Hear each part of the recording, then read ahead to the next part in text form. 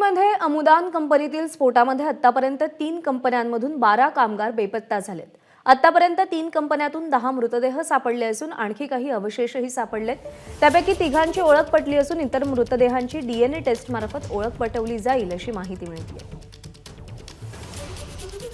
अमुदानमध्ये एकूण 10 कामगार होते आणि सप्तवर्णमध्ये 4 कामगार होते, त्यापैकी 3 बाहेर पडण्यात यश आलेले होते आणि एक कामगार अडकलेला होता। त्याची मृतदेह आज दुपारच्या सत्रात मिळालेला आहे। कॉस्मॉसमध्ये देखील एकच कामगार आतमध्ये होता आणि त्याचा देखील काल मृतदेह मिळालेला आहे।